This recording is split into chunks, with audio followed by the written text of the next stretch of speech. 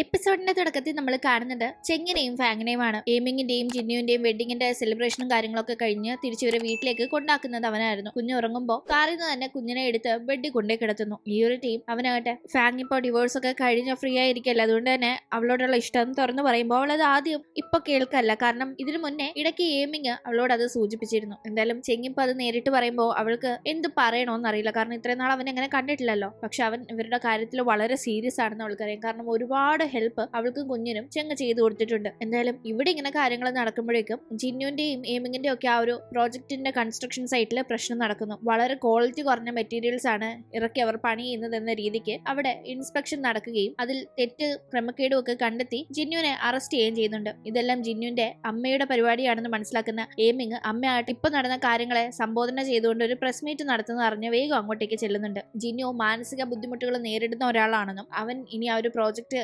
ചെയ്യാൻ യോഗ്യനല്ല, അവനാണല്ലോ ഇപ്പൊ ഈ ക്രമക്കേടൊക്കെ വരുത്തിയത്, അതുകൊണ്ട് ജിന്നുവിനെ ആ ഒരു സ്ഥാനത്ത് നിന്ന് മാറ്റുകയാണെന്നൊക്കെയാണ് അവർ പറഞ്ഞത്. പക്ഷെ ജിന്നു അല്ല അത്തരം തിരിമറി അവിടെ നടത്തിയത്, അത് ഇവരുടെ തന്നെ ഒരു സ്റ്റാഫാണെന്ന് അവിടുത്തെ CCTV ഫുട്ടേജ് വെച്ച് തെളിയിക്കാനായി എയിമിങ്ങിന് സാധിക്കുന്നു. കൂടാതെ ജിന്നു മുന്നേ തെറാപ്പി ഒക്കെ അറ്റൻഡ് ചെയ്തിട്ടുണ്ട്, സൈക്കോളജിസ്റ്റിന്റെ സേവനം തേടിയിട്ടുണ്ട്. അത് നമുക്കും അറിയാലോ, അത് ഈ അമ്മ നൽകിയ ട്രോമ കൊണ്ടാണ്. അല്ലാതെ ജിന്നുവിന് ഇപ്പോൾ യാതൊരുവിധ മാനസിക ബുദ്ധിമുട്ടുകളും ഇല്ല എന്നത് തെളിയിക്കാനായി ആ സൈക്കോളജിസ്റ്റിനെ അവിടെ എത്തിക്കാനും എയിമിങ്ങിന് സാധിക്കുന്നു. കൂടാതെ ഇവന്റെ ഈ അമ്മ കുട്ടിക്കാലം മുതലേ ജിന്നുവിനെ ഭയങ്കരമായി ശത്രുതാ മനോഭാവത്തോടെ കണ്ടിരുന്ന ഒരു സ്ത്രീയാണ്. അവനോട് ഒരു അമ്മ മകനോട് കാണിക്കുന്ന യാതൊരുവിധ കരുണയും ഇവർ കാണിച്ചിട്ടില്ല എന്നത് ജിന്നുവിന്റെ മുത്തശ്ശി അവിടെ വന്ന് എല്ലാവരുടെ മുന്നിൽ പറയുമ്പോൾ പിന്നെ ഇവർക്കൊന്നും മിണ്ടാനില്ല. അവർ എഴുന്നേറ്റ് പോകുന്നുണ്ട്. ഇതേ ടീം ഈ ഒരു പ്രസ് മീറ്റിന് അവരുടെ കൂടെ യാങ്ങും ഇരിപ്പുണ്ടായിരുന്നു. യാങ് നേരെ അവരുടെ അടുത്ത് ചെന്ന് ഇനി നിങ്ങളുടെ കാര്യങ്ങൾക്ക് വേണ്ടി എന്നെ വിളിക്കരുത്, ഇത്തരം ഒരു നാണം കെട്ട കാര്യങ്ങൾക്കൊന്നും കൂട്ടി നിൽക്കാനായി എനിക്ക് പറ്റില്ലെന്ന് പറഞ്ഞ് യാങ്ങും അവരെ സഹായിക്കാതെ അവിടെ നിന്ന് മടങ്ങാണ്. അങ്ങനെ അതിനുശേഷം നേരെ ജിന്നുവിനെ റിലീസ് ചെയ്യാനായി എയിമിങ് പോകുന്നുണ്ട്. അവൻ പോലീസിന്റെ കസ്റ്റഡിയിലായിരുന്നല്ലോ. അവൾക്ക് ഇപ്പോഴാണ് ഒന്ന് ആശ്വാസമാവുന്നത്. അതിനാകട്ടെ വിഷമിക്കേണ്ട, ഞാൻ ഓക്കെയാണ്, എനിക്ക് ഒരു കുഴപ്പമില്ല, എന്നെ എന്തായാലും രക്ഷപ്പെടുത്താനും സത്യം പുറത്ത് കൊണ്ടുവരാനും നീ ഉണ്ടല്ലോ പുറത്ത്, ആ ഒരു ആത്മവിശ്വാസത്തിലായിരുന്നു ഞാനെന്ന് അവൻ പറയുന്നുണ്ട്. ഇതിന്റെ ഇടയിൽ ചെങ്ങിനെ തന്റെ മകന് വലിയ ഇഷ്ടമാണ്. ചെങ്ങ് തന്നെയും മകനെയും വീണ്ടും ഒരുപാട് കെയർ ചെയ്യുന്നുണ്ട്. അതിന്റെ ഭാഗമായി തന്നെ ചെങ്ങിപ്പോ ആ ഒരു ബാറൊക്കെ അവസാനിപ്പിച്ച് അതൊരു റെസ്റ്റോറന്റ് ആക്കി മാറ്റി നടത്താൻ പോവാണ് എന്നിങ്ങനെ പല കാര്യങ്ങളും ഫാങ്ങിന്റെ മനസ്സിൽ കൊള്ളുന്ന രീതിയിൽ ചില ഇൻസിഡൻസ് നടക്കുന്നുണ്ടായിരുന്നു. അപ്പോഴേക്കും എയിമിങ്ങിനും ജിന്നുവിനും ഒരു കാര്യം കണ്ടെത്താൻ സാധിക്കുന്നുണ്ട്. ആക്ച്വലി എയിമിങ്ങിന്റെ അമ്മ വളർന്ന അതേ അനാഥാലയത്തിലെ തന്നെ ഒരു അന്തേവാസിയായിരുന്നു ജിന്നുവിന്റെ അമ്മയും. അവിടെ നിന്ന് എയിമിങ്ങിന്റെ അമ്മയെ ദത്തെടുക്കാനായി വന്ന ഫാമിലിയെ എയിമിങ്ങിന്റെ അമ്മ ജിന്നുവിന്റെ അമ്മ തന്റെ ഏറ്റവും വലിയ സുഹൃത്തായതുകൊണ്ട് തന്നെ അവരെ ദത്തെടുക്കാനായി ആവശ്യപ്പെട്ട് അങ്ങനെ കൊടുത്തു വിടുകയായിരുന്നു. ആക്ച്വലി അത് ജിന്നുവിന്റെ അമ്മയുടെ ആവശ്യപ്രകാരം അവരങ്ങനെ വിട്ടുകൊടുത്തതാണ്. ഇവരുടെ അമ്മമാര് തമ്മിൽ ഫ്രണ്ട്സ് ആയിരുന്നു എന്ന കാര്യങ്ങളൊക്കെ ഇവർക്ക് ഇപ്പോഴാണ് മനസ്സിലാവുന്നത്. എന്തായാലും അപ്പോഴേക്കും ആ ഒരു മോതിരത്തിന്റെ ആള് എയിമിങ്ങിനെ കോണ്ടാക്ട് ചെയ്ത് വാങ് എന്നെ ഒരു കാര്യം ഏൽപ്പിച്ചിരുന്നു. അയാൾക്ക് എന്തെങ്കിലും പറ്റിയെന്ന് തോന്നിയാല്, അയാളെ പറ്റി ഒരു വിവരം ഇല്ലാണ്ടായാൽ ഒരു പെൻഡ്രൈവ് എയിമിങ്ങിനെ ഏൽപ്പിക്കണമെന്നായിരുന്നു പറഞ്ഞിരുന്നത്. ആ പെൻഡ്രൈവ് ഞാൻ തരാം, പക്ഷെ അങ്ങനെ ചുമ്മാ തരാൻ പറ്റത്തില്ല, അതിന് എനിക്ക് കുറച്ച് കാശ് തരണം, അത് തന്ന പെൻഡ്രൈവ് തരാമെന്നാണ് പറയുന്നത്. അങ്ങനെ ഇവർ ആ പെൻഡ്രൈവ്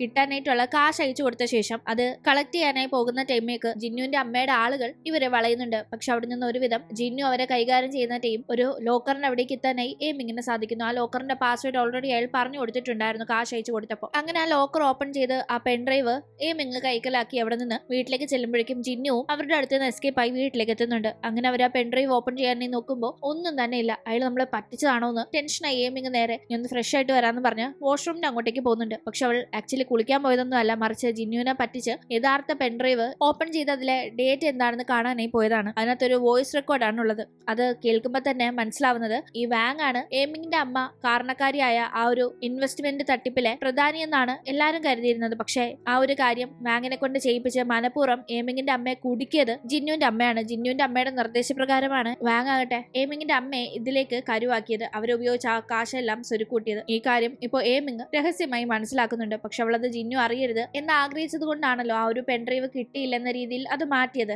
എന്തായാലും അവൾ ഇവിടെ ഇങ്ങനെ ഇത് കേൾക്കുന്ന ഇതേ ടീം തന്നെ ഇവരുടെ വീടിന്റെ പരിസരത്ത് ജിന്നുവിന്റെ അമ്മയുടെ ഒരു സ്റ്റാഫ് ഉള്ളത് നമുക്ക് കാണാം. അയാൾ ഇവരെ ഫോളോ ചെയ്ത് വന്നിരിക്കാം. എന്തായാലും പിന്നീട് ജിന്നുവിനോടാകട്ടെ എയിമിങ് ചോദിക്കുന്നുണ്ട്, പെൻഡ്രൈവിൽ ഒരു പക്ഷേ നിന്റെ അമ്മയ്ക്കെതിരെയുള്ള എന്തെങ്കിലും കാര്യമാ ഉള്ളതെങ്കിൽ എന്തായിരിക്കും നിന്റെ നിലപാടെന്ന്. അത് കേൾക്കുന്ന ജിന്നു എയിമിങ്ങിന്റെ അമ്മയുടെ മരണത്തിൽ തന്റെ അമ്മയുടെ പങ്ക് വ്യക്തമാക്കുന്ന എന്തെങ്കിലും തെളിവുണ്ടെങ്കിൽ ഒരിക്കലും താൻ അമ്മയെ പ്രൊട്ടക്ട് ചെയ്യുന്ന രീതിക്ക് ഒരു തീരുമാനവും എടുക്കില്ല, നീതിക്ക് വേണ്ടി തന്നെ നിലകൊള്ളുമെന്ന് അവൻ പറയുന്നു. അത് കേൾക്കുമ്പോൾ അവൾക്കൊരു സമാധാനം ആവുന്നുണ്ട്. എന്തായാലും അടുത്ത ദിവസം ജിന്നുവിന്റെ അമ്മയെ കാണാനായി എയിമിങ് പോകുന്നുണ്ടായിരുന്നു. അവൾ ആ ഓഡിയോ അവരെ കേൾപ്പിക്കുകയും എന്താണ് സത്യത്തിൽ നിങ്ങൾ എന്റെ അമ്മയോട് അത്രയും ക്രൂരത ചെയ്യാനായി കാരണം, എന്റെ അമ്മയോട് എന്താ നിങ്ങൾക്ക് ഇത്ര വിദ്വേഷം എന്നൊക്കെ ചോദിക്കുമ്പോൾ അവൾ സത്യം അറിഞ്ഞു എന്ന് മനസ്സിലാക്കുന്ന അവർ അവൾക്ക് ഇട്ട് പണി കൊടുക്കാനായി തീരുമാനിക്കുന്നു. പക്ഷെ എടുത്തു ചാടിയൊന്നും ചെയ്യില്ല. കാരണം അവളാകട്ടെ ഈ ഒരു തെളിവ് കൈ കിട്ടിയിട്ട് അവർക്കെതിരെ പെട്ടെന്ന് എടുത്തു ചാടി ചെയ്യാതെ വേറെ ചില കാര്യങ്ങൾ പ്ലാൻ ചെയ്യുകയാണെന്ന് മനസ്സിലാക്കുന്ന അവരും തക്കം പാർത്തിരിക്കുകയാണ്. അപ്പോഴേക്കും കമ്പനിയിലെ മേജർ ഷെയർ ഹോൾഡർ അവന്റെ മുത്തശ്ശനായിരുന്നു. അതായത് അവന്റെ ഈ അമ്മയെ എടുത്തു വളർത്തിയ ആ ഫാമിലിയിലെ ആ ഒരു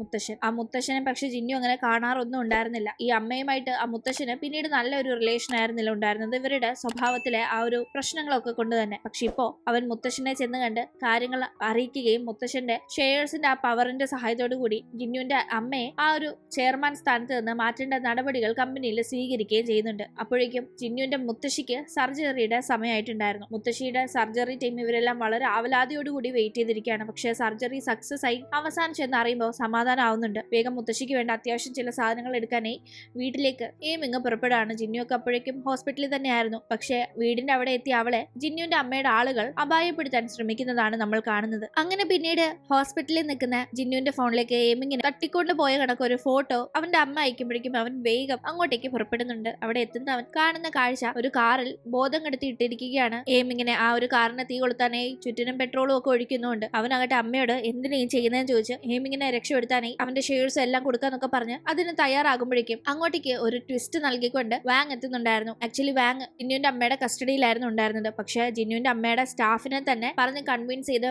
വാങ് ഇപ്പോൾ പുറത്തിറങ്ങിയിരിക്കുകയാണ്. ഞാൻ പണ്ട് അവരുടെ ഒരു അടിയാളായിരുന്നു. പക്ഷെ അന്ന് സത്യസന്ധമായി അവർ പറഞ്ഞു കൊടുത്ത എല്ലാ കാര്യങ്ങളും കേട്ട് കൂടെ നിന്നതിന് ഇപ്പൊ എന്നെ അവർ ഇപ്പോഴത്തെ അവരുടെ അടിയാളുകളെ കൊണ്ട് പിടിച്ചു വെച്ചിരിക്കുന്ന കണ്ടില്ലേ. ഇതേ അവസ്ഥയൊക്കെ തന്നെയായിരുന്നു നിനക്കും ഒക്കെ വരിക. അതുകൊണ്ട് എന്റെ കൂടെ നിന്നാ നിങ്ങൾക്ക് കൊള്ളാൻ എന്റെ കുറച്ച് കാശുണ്ട്, അത് വെച്ച് രക്ഷയിടാന്നൊക്കെ പറഞ്ഞ് അയാളെ കൺവിൻസ് ചെയ്ത് അങ്ങനെ എടുത്തതാണ്. വാങ് ഇപ്പോ അവിടെ ജിന്നുവിന്റെ അമ്മയെ അറ്റാക്ക് ചെയ്ത് ഒപ്പം ജിന്നു ഏമിങ്ങുള്ള കാർ ഓപ്പൺ ചെയ്ത് അവളെ രക്ഷപ്പെടുത്താൻ നോക്കുമ്പോഴേക്കും അതിന് തീ കൊളുത്തി വിടാൻ നോക്കുന്നുണ്ട്. ഒറ്റയടിക്ക് ഇവരൊക്കെ മരിക്കട്ടെ എന്ന രീതിക്ക്. പക്ഷെ തലനാടിയിലേക്ക് അവിടെ നിന്ന് ഏമിങ്ങിനെ രക്ഷപ്പെടുത്താനായി ജിന്നുവിന് സാധിക്കുന്നു. അവൾ ഓക്കെയാണ്, സേഫ് ആണെന്ന് അറിയുമ്പോഴാണ് അവൻ ആശ്വാസമാവുന്നതും. എന്തായാലും ഈ ഒരു പ്രശ്നത്തില് അവന്റെ അമ്മയും വാങ്ങിനെയും ഒക്കെ പോലീസ് പിടിക്കുന്നുണ്ട്. ഇതേ മാത്രമല്ല മുന്നേ അവർ ചെയ്ത തെറ്റുകളുടെ അടിസ്ഥാനത്തിലും കൂടി. അങ്ങനെ ജയിലിലുള്ള അമ്മ ചെന്ന് കണ്ട് അമ്മ എന്തിനാ ഇതൊക്കെ ചെയ്തതെന്ന് അവൻ ചോദിക്കുമ്പോൾ അവർ ആ കാര്യങ്ങൾ പറയുന്നു. അതായത് വിവാഹത്തിന് മുന്നേ ഒരാൾ ലഹരി കൊടുത്ത് അവരെ ഉപദ്രവിച്ച് അങ്ങനെ അവർ അമ്മയാവുകയും അവർക്ക് ജനിച്ച കുഞ്ഞാണ് ജിന്നു. അതായത് അവരൊട്ടും ആഗ്രഹിക്കാത്ത ഒരാളിൽ നിന്ന് ഒട്ടും ആഗ്രഹിക്കാത്ത സമയത്ത് ഒട്ടും താല്പര്യമില്ലാതെ അവരുടെ ലൈഫിലേക്ക് വന്നതിന്റെ പേരിൽ അവർക്ക് ജിന്നുവിനെ തീരെ ഇഷ്ടമുണ്ടായിരുന്നില്ല. അവനോട് അതിന്റെ വെറുപ്പ് അവർ എപ്പോഴും കാണിച്ചിരുന്നു. ഇവർക്ക് ഇങ്ങനെ ഒരു കുഞ്ഞുണ്ടെന്ന് അറിഞ്ഞിട്ടും അവരെ കല്യാണം കഴിച്ച ആളാണ് യഥാർത്ഥത്തിൽ അന്ന് ആ ഒരു കാർ ആക്സിഡന്റിൽ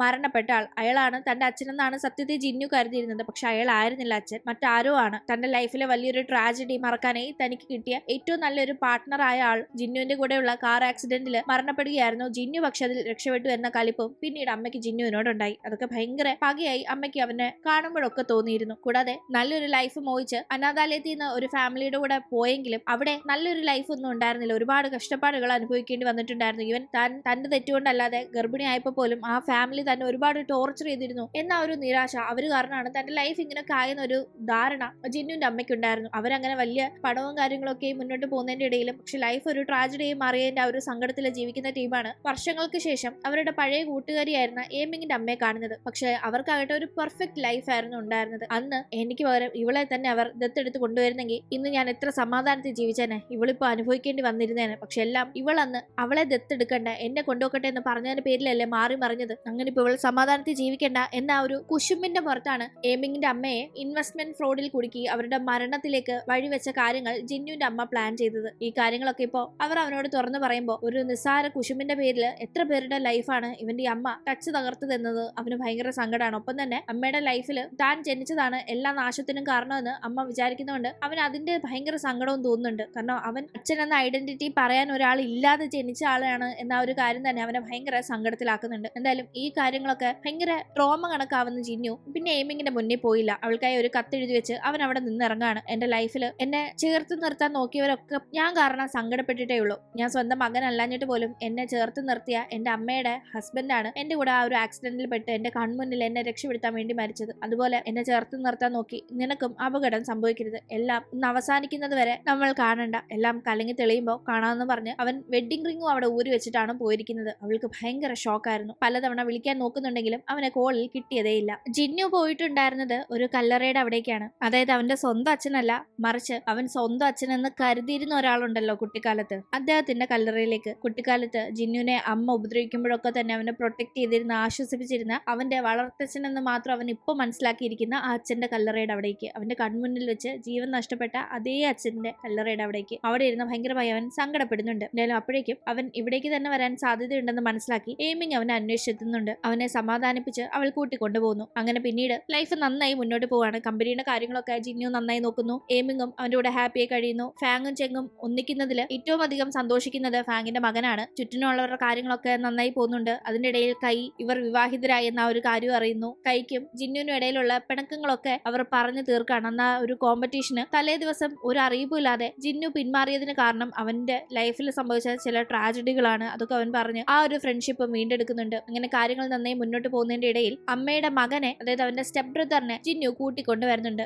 അമ്മ ഇപ്പോ ജയിലിലൊക്കെ അല്ലേ, ആ കുഞ്ഞിനെ ഇപ്പോ ജിന്നുവും ഏമിങ്ങും മുത്തശ്ശിയും ഒക്കെ കൂടിയാണ് നോക്കുന്നത്. അങ്ങനെ ഹാപ്പിയായി ലൈഫ് മുന്നോട്ട് പോകുന്നതിന്റെ ഇടയിൽ ഒരു കുഞ്ഞതിഥി ഏമിങ്ങിന്റെയും ജിന്നുവിന്റെയും ഇടയിലേക്ക് എത്തുന്നുണ്ട്. അതറിയുമ്പോൾ ജിന്നു വളരെ ഹാപ്പി ആകുന്നുണ്ടെങ്കിലും അവന് വലിയ പേടിയാവുന്നുണ്ട്. അവനൊരു നല്ല അച്ഛനാകാൻ കഴിയുമോ, കുഞ്ഞിനെ നന്നായി നോക്കാൻ സാധിക്കുമോ എന്നൊക്കെ. അവന്റെ ആ ഒരു ആവലാതിയെല്ലാം മനസ്സിലാക്കുന്ന എയ്മിങ് അവന് മനസ്സറിഞ്ഞ് നിഷ്കളങ്കമായി സ്നേഹിക്കാനുള്ള ഒരു മനസ്സുണ്ടല്ലോ, അത് തന്നെ ഏറ്റവും വലിയ കാര്യമാണ്. അതുപോലെ ഒരു അച്ഛനെ കിട്ടാൻ ഈ കുഞ്ഞ് ഏറ്റവും നല്ല ഭാഗ്യം ചെയ്തിരിക്കണമെന്ന് പറഞ്ഞ് അവനെ മോട്ടിവേറ്റ് ചെയ്യുന്നുണ്ട്. അങ്ങനെ അവരുടെ ലൈഫിനെ ഒന്നുകൂടെ കളർഫുൾ ആക്കാൻ പോകുന്ന കുഞ്ഞതിഥിയെ കാത്തിരിക്കുന്നതിന്റെ ഇടയിൽ ഒരു സർപ്രൈസ് ജിന്നു എയ്മിങ്ങിനെ അറിയിക്കുന്നു. അതായത് അവൾ വിചാരിക്കുന്നത് അവൻ അവളുടെ പുറകെ നടന്ന് പ്രണയം നേടിയെടുത്തെന്നല്ലേ, പക്ഷെ ആക്ച്വലി അവളെ കണ്ടപ്പോഴേ ഒരു ക്രഷ് അവൻ അടിച്ചിരുന്നു. പക്ഷെ അത് തുറന്നു പറഞ്ഞ് അവൾ പുറകെ നടന്നപ്പോഴേ അങ്ങ് അക്സെപ്റ്റ് ചെയ്യാൻ അവന് എന്തോ ഒരു ധൈര്യക്കുറവുണ്ടായിരുന്നു. ആ കാര്യം അറിയുന്നവൾ ആദ്യമേ അത് പറഞ്ഞിരുന്നെങ്കിൽ ഞാൻ അത്രയും പുറകെ നടന്ന് എന്റെ ചെരുപ്പ് തേയേണ്ട അവസ്ഥ വരില്ലായിരുന്നല്ലോ. എന്തായാലും നിന്നെ കൊണ്ടേ ഞാൻ പോകും, അത് കണ്ടപ്പോഴേ ഉറപ്പിച്ചതായിരുന്നു, എങ്കിൽ കാര്യങ്ങളൊന്നുകൂടെ എളുപ്പമായെന്ന് പറഞ്ഞ് അവനെ കളിയാക്കുന്നുണ്ട്. അങ്ങനെ വളരെ സന്തോഷത്തോടുകൂടിയും പ്രതീക്ഷയോടുകൂടിയും അവരുടെ ലൈഫിലെ കുഞ്ഞതിഥിയെ കാത്തിരിക്കുന്ന എയ്മിങ്ങിനെയും ജിന്നുവിനെയും കാണിച്ചുകൊണ്ടാണ് ഈ ഒരു കഥ ഇവിടെ അവസാനിക്കുന്നത്. കൂട്ടുകാർക്ക് ഈ വീഡിയോ ഇഷ്ടമായാൽ മറക്കാതെ ലൈക്ക് ചെയ്തും ഷെയർ ചെയ്തും സബ്സ്ക്രൈബ് ചെയ്തും സപ്പോർട്ട് ചെയ്യണേ. വീണ്ടും പുതിയൊരു കഥയുമായി കണ്ടുമുട്ടും വരെ